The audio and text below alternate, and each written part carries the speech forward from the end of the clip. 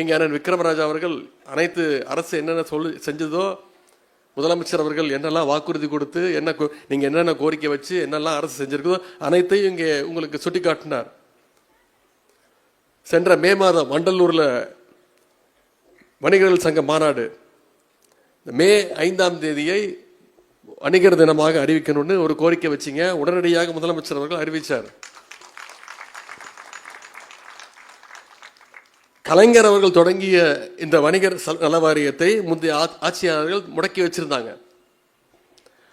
அந்த வாரியத்தை சீரமைத்து அதன் நிர்வாகத்தில் இடம்பெற்றிருந்த உறுப்பினர்கள் எண்ணிக்கை 20 இருந்தது. அதை 30 உயர்த்தி கொடுக்கணும்னு கோரிக்கை வச்சிங்க. உடனடியாக முதலமைச்சர் அவர்கள் அதை நிறைவேற்றி கொடுத்தார்.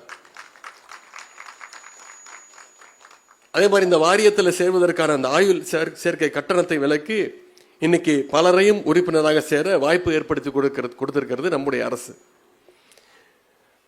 இங்கே ஏற்கனவே குறிப்பிட்டு பேசியது போல அது 1 லட்சமாக இருந்தது குடும்ப நல நிதி உதவி. அதை நம்முடைய முதலமைச்சர் அவர்கள் முதல் கட்டமாக 3 லட்சம், மீண்டும் அதை உயர்த்தி 5 லட்சம் ரூபாயாக முதலமைச்சர் அவர்கள் உயர்த்தி கொடுத்திருக்கிறார்.